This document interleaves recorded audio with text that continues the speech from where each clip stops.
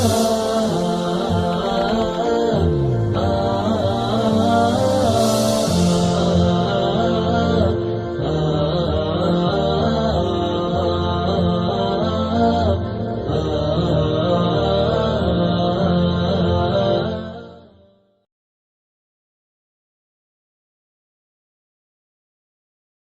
الحمد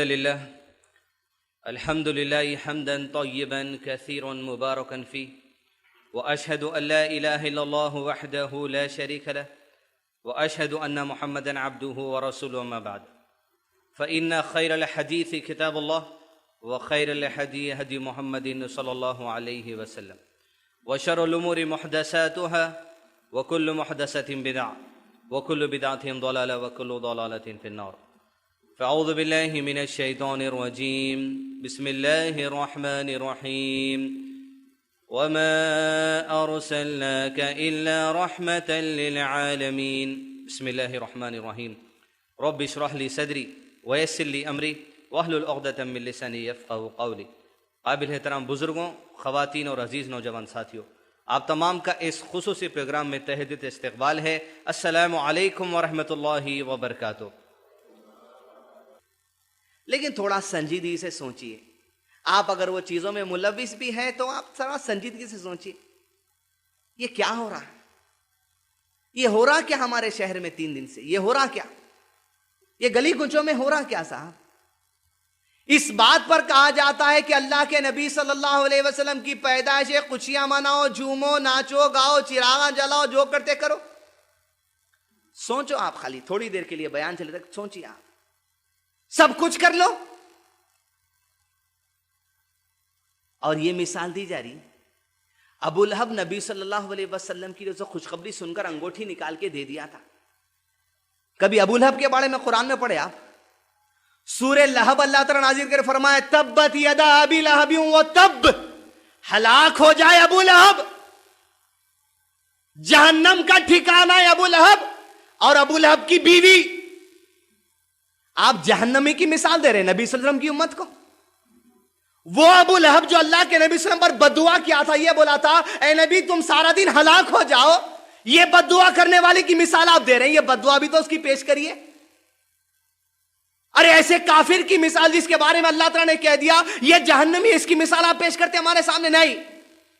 ابو بکر صدیق کی مثال پیش کریے، عمر بن خطاب رضی اللہ عنہ کی مثال پیش کریے، حضرت عثمان کی مثال پیش کریے، حضرت علی کی مثال پیش کریے، حضرت حنظلہ کی مثال پیش کریے، حضرت حمزہ کی مثال پیش کریے، حضرت عمر کے بیٹے کی مثال پیش کریے، حضرت حسین کی مثال پیش کریے، حضرت حسن کی مثال پیش کریے، حضرت دوجانہ کی مثال پیش کیجئے. کہاں سے پیش کریں گے؟ ملتی چھ نے تو مثال کہاں سے پیش کرے گا کوئی بھی، جبکہ مثال ملتی نہیں. ارے مثال ابو لہب کی مل گئی، آپ پہنچاتے چلے گئے. ارے ہمارا لین دین نبی سے ہے، ہمارا لین دین نبی کے دیوانے جو صحابہ تھے ان سے ہے، نبی کے گستاخ سے، نبی پہ بددعا دینے والے سے ہمارا کوئی تعلق نہیں ہے. اس کا تعلق تو جہنم سے ہے. کیا ہو رہا عزیزان ملت؟ یہی عنوان کے آخری سے میں آپ کو لے کر آؤں. 12 ربیع ہم بھی تو منا رہے ہیں. ہم بھی مطلب اپنے بھائیوں سے مراد الحمدللہ اپن تو نہیں مناتے. 12 ربیع ہمارے لوگ بھی مناتے ہیں، لیکن کیسے؟ ایسے ایک بار خالی دیکھ لیں گے. آج آپ ٹھنڈے ذہن سے جائزہ کر لیجئے بھائی، نبی صلی اللہ علیہ وسلم کی زندگی میں 12 ربیع آیا نہیں آیا؟ بولیے جلدی. نبی جیسا منائے ویسا منائیں گے یا ہم جیسا منا رہے ویسا منائیں گے؟ بولیے. اتنی سی بات یہ سمجھ گئے تو دین سمجھ گئے. نبی صلی اللہ علیہ وسلم کی زندگی 63 ایئرز کی تھی. کتنے سال کی؟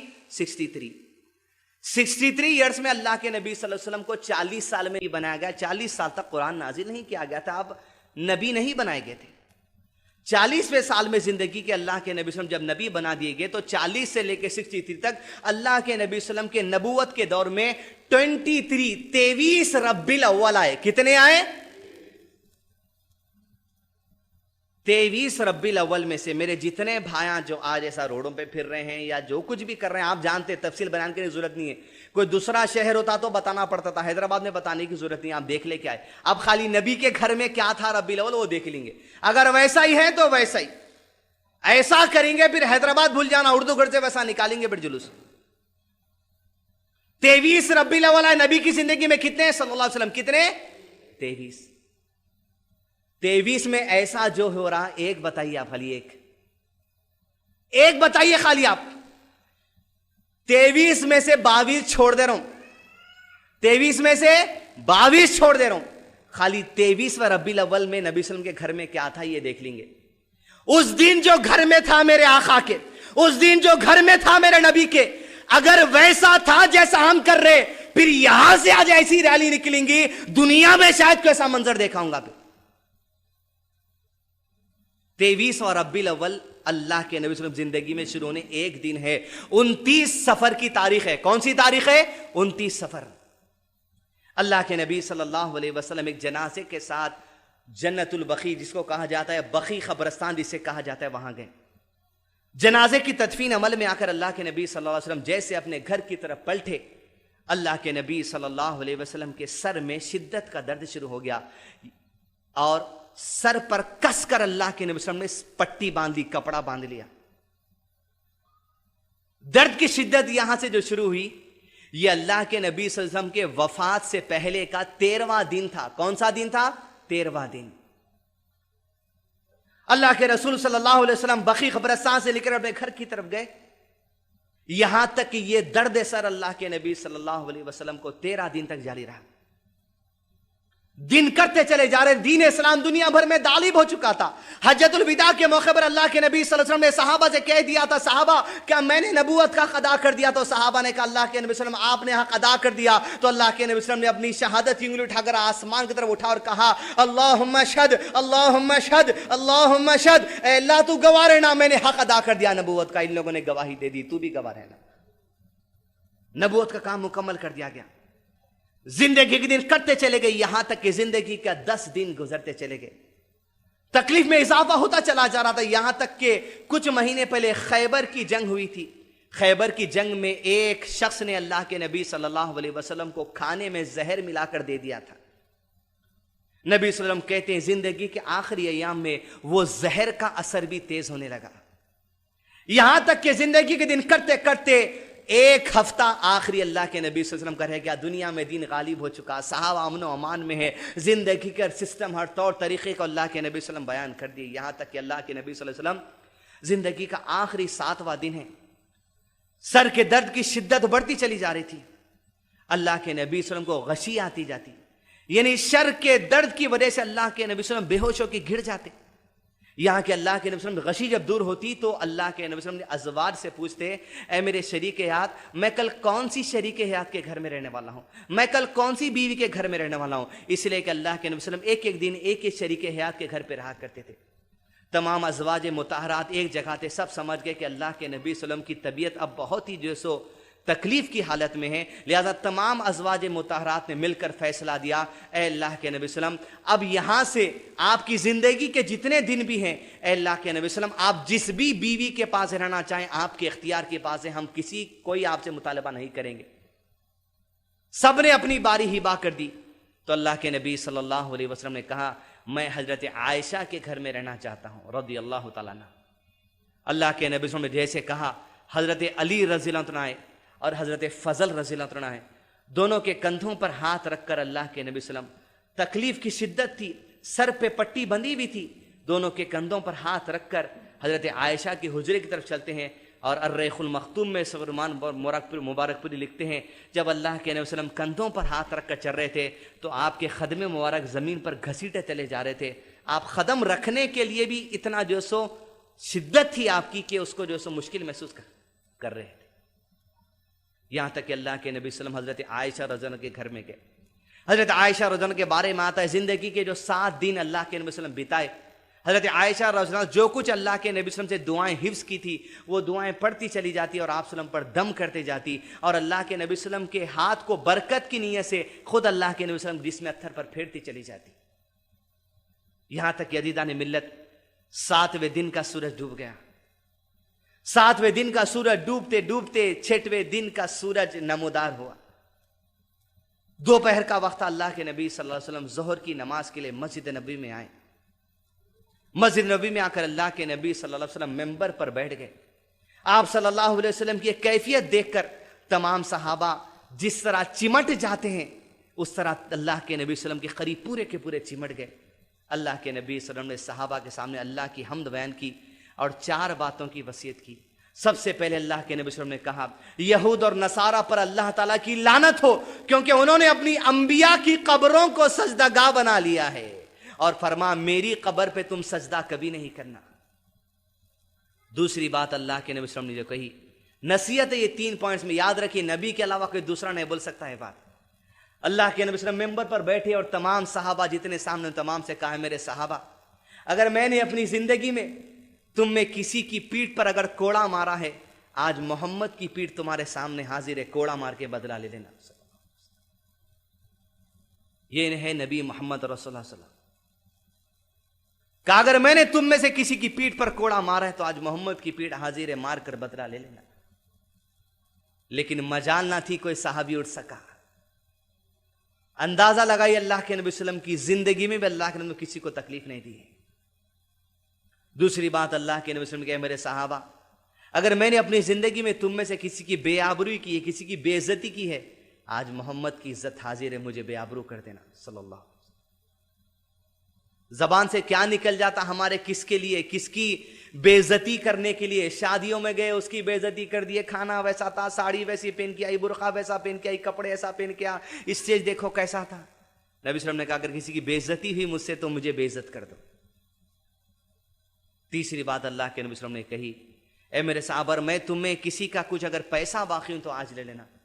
ایک صحابی نے کہا اللہ کے نبی صلی اللہ علیہ وسلم آپ میرے 3 درہم باقی ہیں. حضرت فضل سامنے بیٹھے تھے، نبی صلی اللہ علیہ وسلم نے کہا فضل 3 درہم انہیں ادا کر دو. حضرت فضل نے 3 درہم انہیں ادا کر دی. زندگی کا اپنا جائزہ لی رضی اللہ عنہ. قرضوں میں کہاں زندگی اٹکے ہوئی ہے، پھنسے ہوئے ہیں قرضوں میں. آج لوگ کریڈٹ کارڈ جیب میں رکھنا بہت بڑا شان کی بات سمجھ رہے ہیں، اور کریڈٹ کارڈ سے ریلائنس مارکیٹ سے ترکاری خرید کے لا رہے ہیں، آلو بھنڈی خرید کے لا رہے ہیں، بچوں کا دودھ خرید کے لا رہے ہیں، اور آپ اس کے اوپر سود بھر رہے ہیں. جیب میں پیسے رکھتے ہوئے ادھار چیز آپ جو ہے سو سود کی لیتے ہوئے بچوں کو بیویوں کو کھلانا چاہ رہے. قرضوں میں زندگی. بہن کی شادی کرنا ہے قرضے لے لیے، بھائی کی شادی کرنا ہے قرضے لیتے چلے گئے. نبی صلی اللہ علیہ وسلم نے کہا اگر کسی کو تم میں سے شہید بھی ہو گئے تم، نبی صلی اللہ علیہ وسلم نے فرمایا قرض کو چھوڑ کر ایک شہید کے سارے گناہ معاف کر دیے جاتے ہیں، مگر قرض معاف نہیں ہوتا جب تک کہ قرض ادا نہ ہو جائے یا کوئی اس کا بیڑا نہ اٹھا لے. اور اللہ کے نبی صلی اللہ علیہ وسلم نے کہا قرض دار کی نماز جنازہ میں نہیں پڑھاؤں گا، تم پڑھا لینا. صحابہ سے کہا. جائزہ لیجئے. لوگ بول رہے ہیں بھائی قرضہ لینے کی نوبت پڑ گئی، زندگی پریشان ہے، بیوی کا سونا رکھے ہوا ہے بیچ دینا سوچ رہا ہوں. کہتے ابھی تم سوچنے میں تھے، سوچنے میں ہے. یاد رکھیے جیب میں جو پیسہ ہوتا وہی مال نہیں ہوتا. جیب میں جو کیش ہے وہ بھی مال ہے، گھر میں جو سونا ہے وہ سونے کی شکل میں مال ہے، ذاتی زمین ہے تو وہ مٹھی کی شکل میں مال ہے آپ کے پاس. بیچ کے پہلے قرض ادا کریے. ایک صاحب بولے صاحب میں جو سو زکوٰۃ نکالنے کا میرے پاس سونا ہے مگر قرضہ بھی باقی ہوں، کیا کروں؟ زکوٰۃ دیوں نہ کو دیوں کہتے ملا زکوٰۃ تم بعد میں دی دو، پہلے وہ سونا بیچ کے قرضہ ادا کرو، سونا بچیں گا تو زکوٰۃ دیو. سونے کے اوپر بیٹھے ہوئے اور بول رہے ہیں کہ قرضہ ادا کرنے پیسے نے نہیں. سونا بھی اللہ تعالیٰ مال دیا. قرآن میں کیا فرمایا اللہ تعالیٰ؟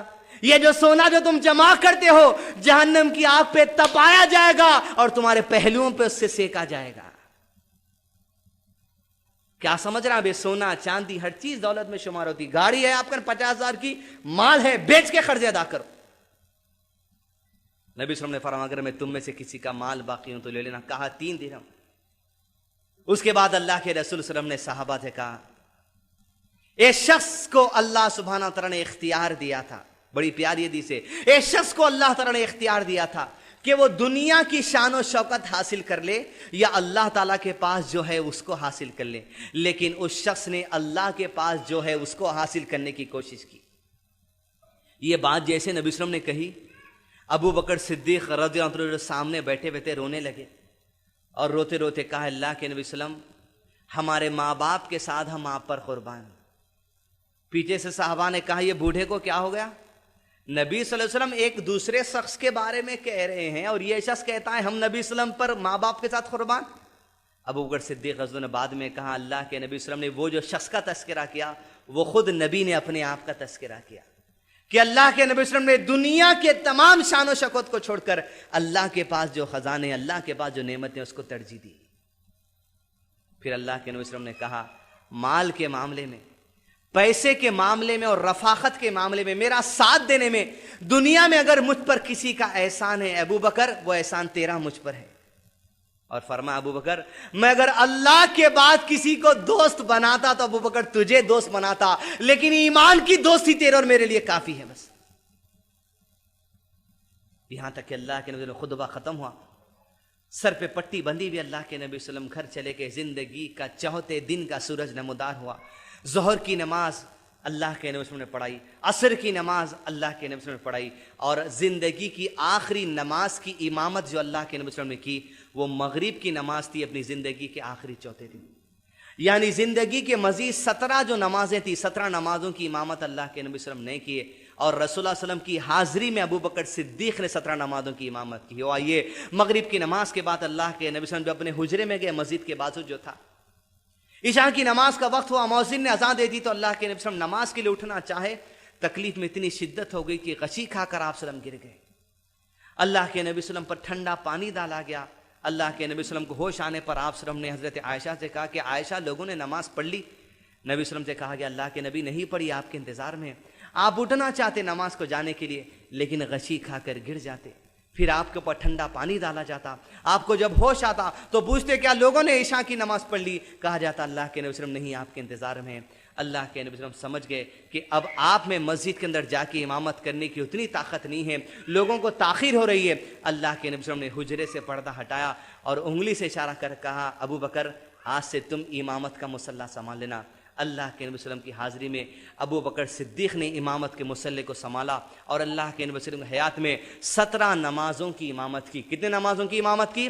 17 نمازوں کی امامت۔ زندگی کے چوتھے دن کی رات ڈوبی، زندگی کے آخری تیسرے دن کا سورج نمودار ہوا، دن کٹتے چلے جا رہے تھے۔ اللہ کے نبی صلی اللہ علیہ وسلم کے تیسرا دن بھی گزرا، یہاں تک کہ زندگی کا آخری دوسرے دن کا آغاز ہوا تو ظہر کی نماز کے وقت اللہ کے نبی صلی اللہ علیہ وسلم کی طبیعت میں تھوڑی سی بحالی آئی تو اللہ کے نبی صلی اللہ علیہ وسلم ظہر کی نماز ادا کرنے کے لیے مسجد نبی میں آئے۔ ابو بکر صدیق امامت کر رہے تھے، صحابہ پیچھے نماز پڑھ رہے تھے۔ اللہ کے نبی صلی اللہ علیہ وسلم حضرت علی کے ساتھ مسجد میں داخلہ لیے۔ جیسے ابو بکر صدیق کو محسوس ہوا کہ اللہ کے نبی صلی اللہ علیہ وسلم مسجد میں آئے، ایڑی کے بل پیچھے ہٹنے لگے۔ اللہ کے نبی صلی اللہ علیہ وسلم نے کہا ابو بکر نماز کو قائم رکھو۔ اللہ کے نبی صلی اللہ علیہ وسلم حضرت علی سے کہا علی مجھے ابو بکر صدیق کے بائیں جانب بٹھا دینا۔ ابو بکر صدیق کے لیفٹ سائڈ کی طرف اللہ کے نبی صلی اللہ علیہ وسلم بیٹھ گئے، اور ابو بکر صدیق کی امامت میں محمد رسول اللہ صلی اللہ علیہ وسلم نے نماز ادا کی۔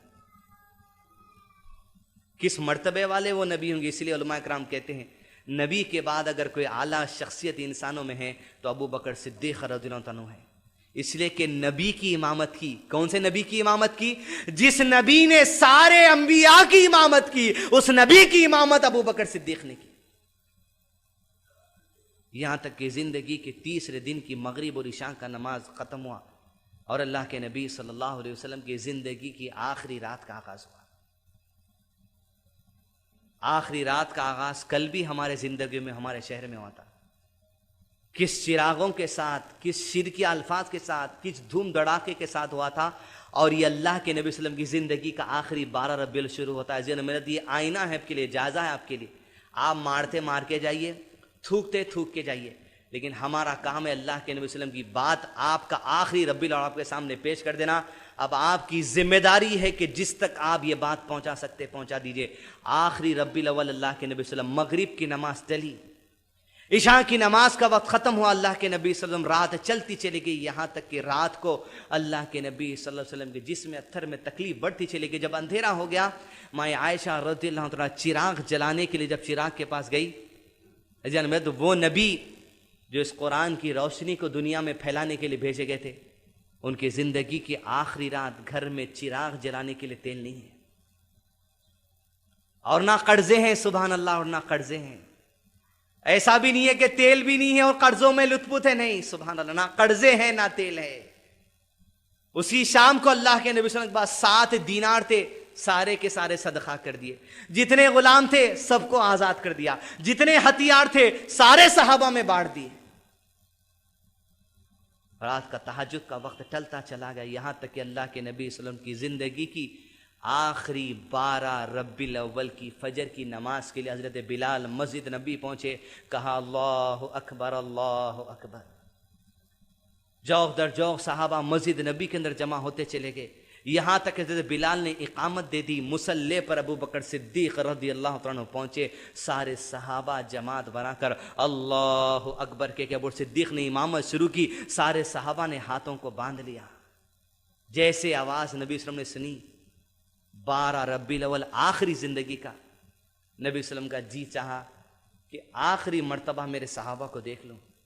آپ صلی اللہ علیہ وسلم نے اپنے گھر کا پردہ ہٹایا، پورے صحابہ صف بستہ ہیں، صف میں کھڑے ہوئے، شاید وہ نبی صلی اللہ علیہ وسلم کو، وہ تمام صحابہ وہ جو جنگ بدر کی یاد آ گئی، شاید نبی کو جنگ احزاب کی یاد آ گئی، شاید جنگ احد کی عذاب آ گئی، شاید وہ انصار جو اپنا گھر بار سب کچھ چھوڑ کے مشرکین مکہ سے لڑ کر اللہ کے نبی صلی اللہ علیہ وسلم کو لے کر آ گئے، وہ ابو بکر صدیق جو اونٹوں پر بیٹھ کر کئی سفر نبی صلی اللہ علیہ وسلم کے ساتھ کیے، وہ عمر بن خطاب جو اللہ کے نبی صلی اللہ علیہ وسلم کو کئی معاملوں میں مشورہ دیا کرتے تھے، وہ سلمان فارسی، وہ حضرت بلال، وہ حضرت علی، وہ حضرت زید، بڑے بڑے صحابہ صفوں میں کھڑے ہوئے ہیں۔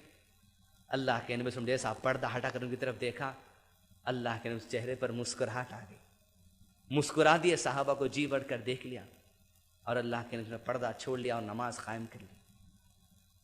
فجر کی نماز جیسے ختم ہوئی، بس زندگی کی وہ آخری نماز تھی، اب اس کے بعد کوئی دوسری نماز اللہ کے نبی کی زندگی میں نہیں آئی۔ فجر کی نماز کا وقت ٹلتے چلا جا رہا تھا، گھڑیاں کٹتی چلی جا رہی تھی، یہاں تک کہ اللہ کے نبی صلی اللہ علیہ وسلم نے حضرت عائشہ سے کہا کہ عائشہ، خیبر کے دن مجھے جو زہر دیا گیا تھا، مجھے ایسا لگتا ہے عائشہ اس خیبر کے دن کا زہر میری جان کی رگ کو کاٹتا چلا جا رہا ہے۔ تکلیف بڑھتی چلی جا رہی تھی، پٹی آپ کے سر پر بندھی تھی، پٹی کے اوپر ہاتھ رکھ دیا جاتا تو اس کی حرارت محسوس کر سکتا تھا۔ لمحے کٹتے چلے جا رہے تھے، یہاں تک کہ اللہ کے نبی صلی اللہ علیہ وسلم زندگی سے فجر کی نماز کا وقت ختم ہو کے چاش کی نماز کا وقت شروع ہوا۔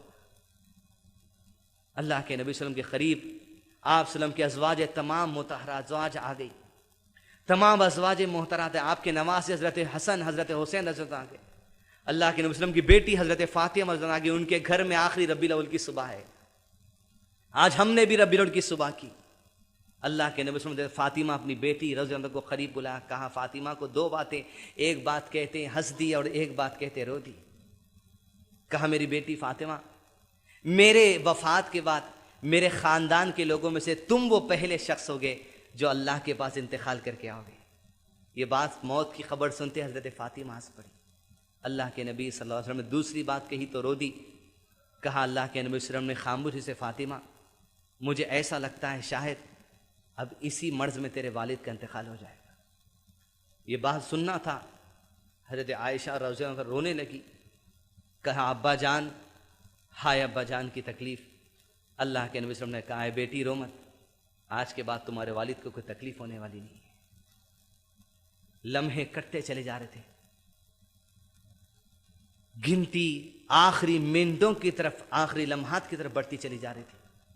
اللہ کے نبی صلی اللہ علیہ وسلم کے سامنے پانی کا ایک پیالہ تھا، آپ صلی اللہ علیہ وسلم پانی کے پیالے میں ہاتھ ڈباتے جاتے اور اپنے چہرے پر مل لیتے جاتے اور کہتے لا الہ الا اللہ، اللہ کے سوا کوئی معبود نہیں، اور کہتے یقیناً موت کے لیے بڑی سختیاں ہیں، یقیناً موت کے لیے بڑی سختیاں ہیں۔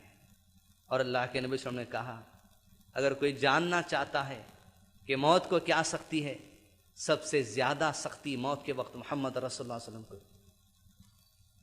کہتے جاتے لا الہ الا اللہ، یہاں تک کہ اللہ کے نبی صلی اللہ علیہ وسلم کی زندگی کے آخری لمحات قریب آتے چلے گئے۔ حضرت عائشہ رضی اللہ عنہا اللہ کے نبی صلی اللہ علیہ وسلم کے قریب آ گئی، آپ صلی اللہ علیہ وسلم کو اپنے سینے پر ٹیک لگا دیا۔ ایک صحابی اللہ کے نبی صلی اللہ علیہ وسلم کے گھر میں مسجد نبی میں سے مسواک کرتے ہوئے داخل ہوئے، جن کے ہاتھ میں مسواک تھی۔ اللہ کے نبی صلی اللہ علیہ وسلم نے مسواک کی طرف دیکھا تو حضرت عائشہ نے پوچھا کہ نبی آپ کے لیے مسواک لاؤں؟ اللہ کے نبی صلی اللہ علیہ وسلم چہرہ ہلا کر کہا مجھے مسواک چاہیے۔ جب مسواک لے کر آئے، منہ میں رکھا گیا تو اتنی سخت تھی کہ نبی صلی اللہ علیہ وسلم دانتوں سے چبا نہیں سک رہے تھے۔ حضرت عائشہ نے کہا کیا میں آپ کے لیے نرم کر دوں؟ اس مسواک کو لے کر عائشہ نے اپنے دانتوں میں رکھ کر اسے چبایا اسے نرم کیا اور اللہ کے نبی صلی اللہ علیہ وسلم کے دانت مبارک کو جو سو مسواک کرنے لگے. یہاں تک کہ جب مسواک ہو گئی تو اللہ کے نبی صلی اللہ علیہ وسلم مسواک نکالی گئی اور اللہ کے نبی صلی اللہ علیہ وسلم کی زندگی کے وہ آخری لمحات آ چکے تھے کہ آپ صلی اللہ علیہ وسلم نے اپنی انگشت شہادت اس طرح اٹھائی اور اللہ کے نبی صلی اللہ علیہ وسلم نے جیسے انگشت شہادت اٹھائی آپ کے ہونٹوں سے کچھ بات نکل رہی تھی. حضرت عائشہ نے اپنے کانوں کو قریب لے گیا. یہ آخری 12 ربیع الاول کی صبح ہے نبی صلی اللہ علیہ وسلم کے گھر. یہاں تک حضرت عائشہ اپنی کان کو قریب لے گئے تو کہا میں نے نبی صلی اللہ علیہ وسلم کو کہتے ہوئے سنا. نبی صلی اللہ علیہ وسلم کہتے جاتے ہیں اللہ ان شہیدوں کے ساتھ, ان انبیاء کے ساتھ, ان صدیقین کے ساتھ, ان نیکوکاروں کے ساتھ مجھے رکھنا میرے پروردگار. اے اللہ مجھے بخش دے, اے اللہ مجھ پر رحم کر, اے اللہ مجھے رفیق اعلیٰ کے پاس پہنچا دے. یہ آخری ربیع الاول کی صبح ہے نبی محمد رسول اللہ صلی اللہ علیہ وسلم کی. وہ نبی کی زبان پہ آخری لمحات میں الفاظ ہے اللہ مجھے بخش دے. اور نبی کی خاصیت یہ ہے کہ اللہ نے اگلے پچھلے تمام خطا تمام گناہ بخش دی. یوں اللہ کے نبی صلی اللہ علیہ وسلم کی انگشت شہادت اوپر اٹھی. حضرت عائشہ رضی اللہ عنہ کے سینے کو ٹیک لگائے تھے, زبان پہ بخشش کے کلمات تھے اور اللہ کے نبی صلی اللہ علیہ وسلم نے کہا کہ اللہ کے نبی صلی اللہ علیہ وسلم نے آنکھوں کو چھت کے طرف کیا اور کچھ ہی دیر کے بعد اللہ کے نبی صلی اللہ علیہ وسلم نے ہاتھ کو نیچے ڈال دیا. جیسے ہاتھ نیچے گرا حضرت عائشہ رضی اللہ عنہا سمجھ گئی کہ اب اللہ کے نبی صلی اللہ علیہ وسلم کی وفات عمل آ چکی ہے. صحابی کہتے ہیں جس دن اللہ کے نبی صلی اللہ علیہ وسلم نبی کی حیثیت سے مدینہ آئے تھے ہماری زندگی میں سب سے خوشحال دن تھا. اور جس دن اللہ کے نبی صلی اللہ علیہ وسلم کی وفات ہوئی اس دن سب سے اندھیرے والا دن ہماری زندگیوں میں کے لیے وہی تھا. یہاں تک کہ خبر مدینے کے اندر تیزی سے پہنچ گئی.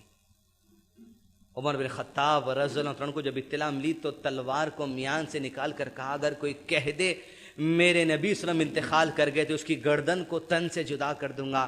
میرے نبی انتقال نہیں کیے گئے, میرے نبی زندہ ہے. جیسے موسیٰ کو اللہ نے 40 راتوں کے لیے بلایا تھا میرے نبی کو بھی بلایا, میرے نبی ضرور آئیں گے. ہوش کھو دیے عمر بن خطاب. ابو بکر صدیق سنتے ہی تیزی سے اپنی سواری لے کر مسجد نبی پہنچے. مسجد نبی کے باہر اپنے اونٹ کو لگایا, اللہ کے نبی صلی اللہ علیہ وسلم کے گھر میں گئے. آپ صلی اللہ علیہ وسلم کے جسم میں اتھر پر ایک چادر ڈال دی گئی تھی. گھٹنوں کے بل اللہ کے نبی صلی اللہ علیہ وسلم کے قریب بیٹھ گئے اور چادر کو ہٹا کر رسول اللہ صلی اللہ علیہ وسلم کی پیشانی پر بوسہ لیے اور کہا اللہ نے جو ایک موت اللہ کے نبی صلی اللہ علیہ وسلم کی زندگی میں لکھ دی وہ آ گئی, اب اس کے علاوہ کوئی دوسری موت آنے والی نہیں.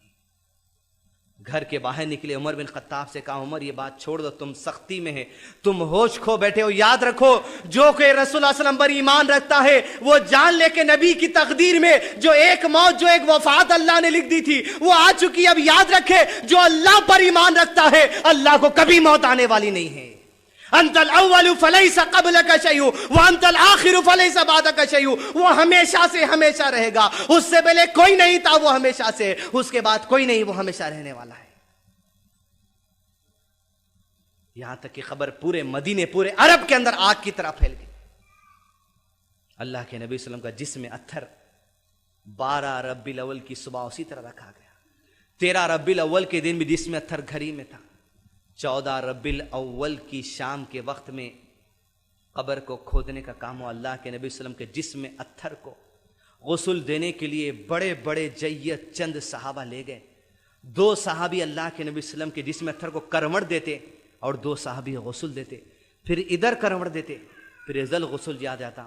اس کے بعد اللہ کے نبی صلی اللہ علیہ وسلم کے جسم اتھر کو لا کر رکھ دیا گیا اور ٹکڑی ٹکڑی جا کر ایک ایک صحابہ انفرادی طور پر صلاۃ الجنازہ پڑھتے. کچھ دن پہلے آپ نے سنا ہوگا اس شخص نے بہکاوے میں اپنی زبان سے کہہ دیا یا کیا کہہ دیا پتہ نہیں, نعوذ باللہ, اللہ آ کر رسول اللہ صلی اللہ علیہ وسلم کی نماز جنازہ پڑھا, استغفر اللہ و اتوب الیہ. یہاں تک کہ ازواج مطہرات نے بھی ایک کے بعد ایک دیگر اللہ کے نبی صلی اللہ علیہ وسلم کی صلاۃ الجنازہ پڑھی. لمحے بڑھتے چلے گئے یہاں تک کہ حضرت عائشہ رضی اللہ عنہا کہتی ہیں بدھ کی شب تھی, یعنی چہار چمے کی شب تھی, جب ہمیں قبروں کی کڑیوں کی آواز آنے لگی. اللہ کے نبی صلی اللہ علیہ وسلم کے جسم اتھر کو قبر میں اتار دیا گیا. اس کے بعد عزیزان ملت, حضرت بلال جب کبھی مسجد نبی میں اذان کے لیے آتے اللہ اکبر کہتے, اشہد ان لا الہ کہتے، لیکن جب بھی حضرت بلال اشہد ان محمد رسول اللہ کہتے، نبی صلی اللہ علیہ وسلم کی ایسی یاد آتی، اذان میں ہی بے ہوش ہو کر نیچے گر جاتے، پھر اٹھتے، پھر کہتے اشہد ان محمد رسول اللہ، پھر نبی صلی اللہ علیہ وسلم کی ایسی یاد آتی کہ بے ہوش ہو کر گر جاتے۔ لوگوں نے کہا بلال تم اذان دینا بند کر دو، حضرت بلال کو کچھ دنوں تک اذان دینا بند کر دیا گیا تھا۔ یہودیان ملت، اللہ کے نبی صلی اللہ علیہ وسلم کی زندگی کا یہ آخری 12 ربیع الاول کا دن گزرا، 13 اور 14 ربیع الاول کا دن گزرا۔ یہ ہے رسول اللہ صلی اللہ علیہ وسلم کی زندگی کا آخری 12 ربیع الاول۔ ہم کیا کر رہے ہیں، ہم نہیں کر رہے ہیں، وہ سب آپ جائزہ لے لیجئے۔ اللہ کے نبی صلی اللہ علیہ وسلم نے فرمایا تھا میں تمہارے پاس 2 چیزیں چھوڑے جا رہا ہوں، ایک اللہ کی کتاب اور اس کتاب پر چلنے کا صحیح طریقہ محمد رسول اللہ صلی اللہ علیہ وسلم کی مبارک زندگی۔ یہ 2 کو تھام لوگے، کبھی تمہاری زندگی میں انشاءاللہ گمراہی نہیں آ سکتی۔ ربنا لا تزغ قلوبنا بعد إذ هديتنا وهب لنا من لدنك رحمة إنك أنت الوهاب وآخر دعواهم الحمد لله رب العالمين السلام عليكم ورحمة الله وبركاته